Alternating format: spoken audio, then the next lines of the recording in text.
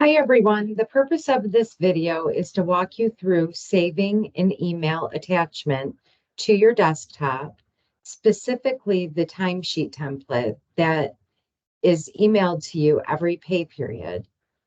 After showing you how to save the timesheet to your desktop, I will show you how to complete your timesheet the way that it needs to be completed.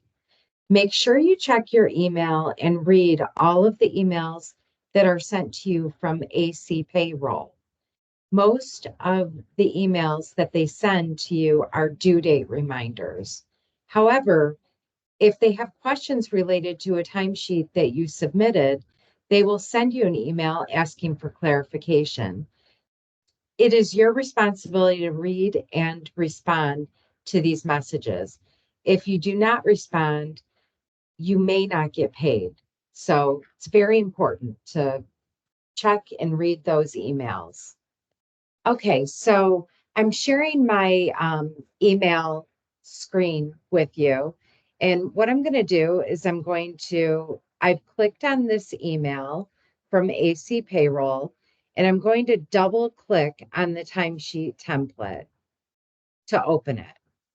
If you just click once, you're going to see the email as a preview. I'm sorry, you're going to see the Excel timesheet as a preview. You don't want to see it this way. That is not helpful. So if you do it this way, click on the back to message button and make sure you double click really fast to open it. So I'm going to do that now. And it's opening, but it's opening on my other monitor. So I'm going to grab it and move it over to the screen that you can see. So here is the template. What you need to do is make sure that you enable editing, which is right here. That way you can type right into each of these cells. And I have one that I've already done. So I'm going to close this one. Actually, I'm not going to close this one. Sorry. What I'm going to do is I'm going to show you now how to save it to your desktop. So let's say that I'm completing this timesheet, putting my name in here and my employee ID. And I'm going to put up here Blue IMS program. And now I want to save it to my desktop. So I'm going to click on File, Save As, and then I'm going to click on Browse. And now I can name the file whatever I want. So I'm going to name it New House Timesheet. And what I'm going to do is I'm going to save this to my desktop. So what I did was I just moved this. I'm going to click on desktop, and then I'm going to click on save. And now that file is saved on my desktop. I'm going to grab it because it's on a different monitor, but it basically shows up right on my desktop. And you can see the name of the file, New House Timesheet. Hopefully you can see that. I'm going to close this one because I have a template that I've already done. So I'm going to close that. And I'm going to open up the timesheet sample template that I did.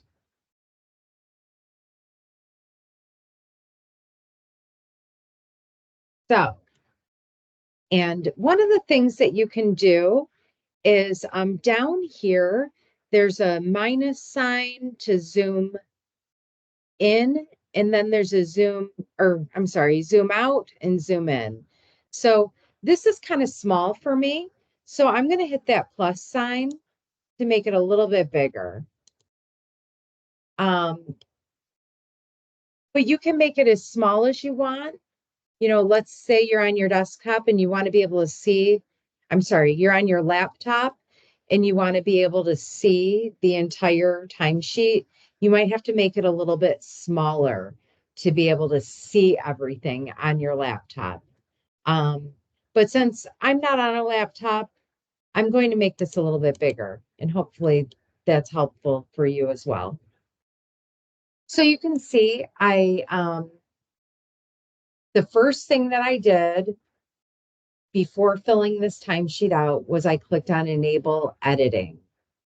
And then I typed in under clinic or next to clinic, flu IMS program.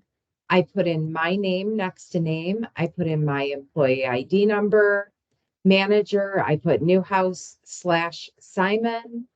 And then under job title, I put RN or per diem, whatever you are. If you're an RN, type in RN. If you're a per diem nurse, then type in per diem.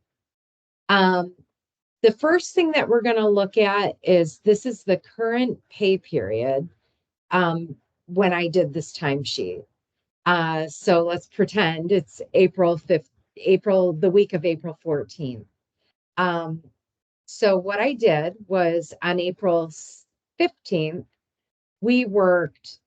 I worked 5 hours on Monday, and that was at a primary care location. So I worked 5 hours. They were regular hours. And what you're going to see here is there's a little pick list.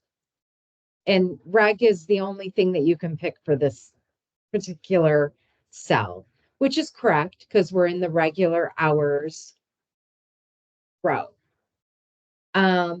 So then I went down to hours worked and I put 12 to 5 p.m. You can use military time if you're better with military time, or you can put 12 p.m. to 5 p.m.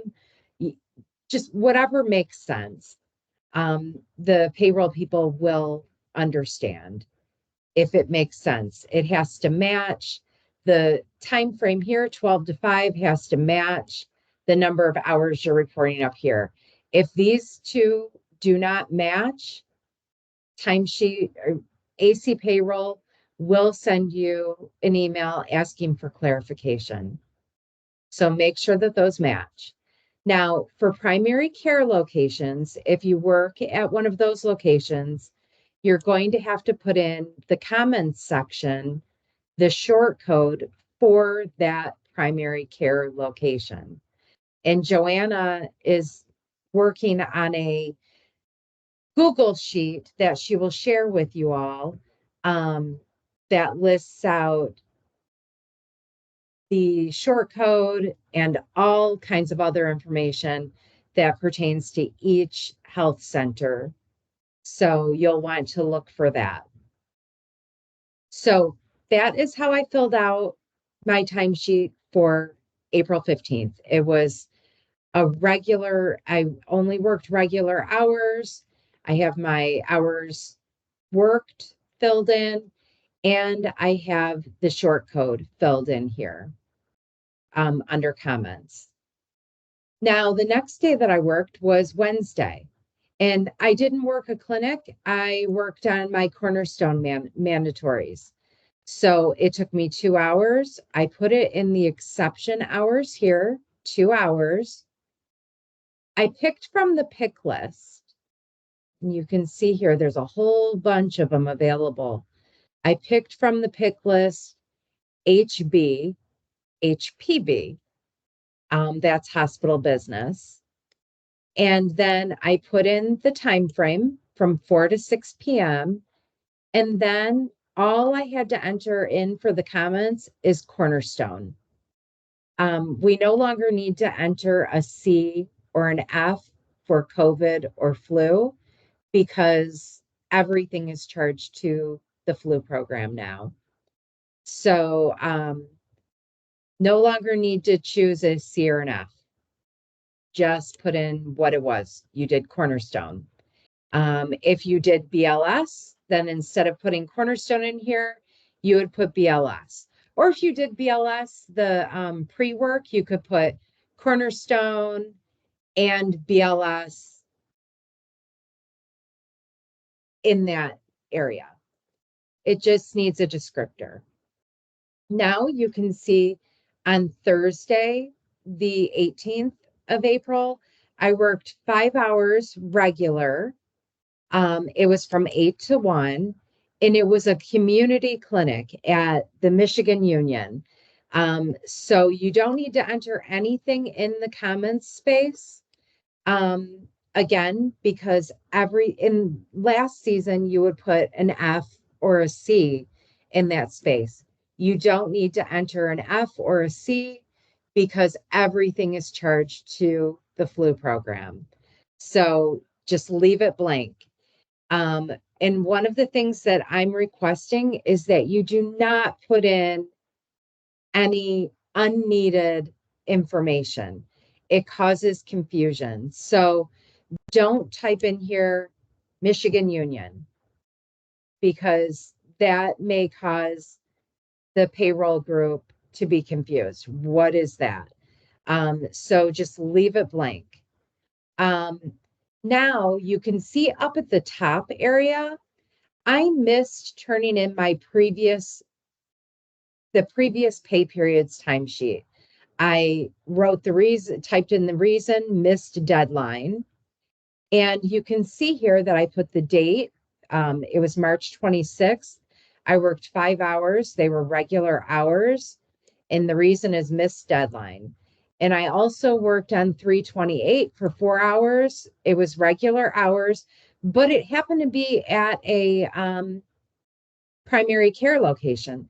So I put in the short code here so they would know which short code to charge. And again, the reason is I missed the deadline. So now that I did this timesheet, I'm going to click on the save button, which is right here. You should be able to see that little icon. And it'll say save, and then it has in parentheses Control+S. So click on that button and it saves your work. Now I can close this timesheet. So I'm going to X out of it. And what I'm going to do is I'm going to start a new email. And let me just drag this over. And I'm going to send it to AC Payroll. So that's the email address for AC Payroll. And I'm also going to send it to me, Tracy. I'm sending it to my supervisor, Tracy Newhouse, not me as the person completing the timesheet. So always make sure that you add me to your timesheet. That way I can approve it. So that's me. And then all I have to do is drag this timesheet over. So I click on the timesheet and I mouse it right over and it's in my email.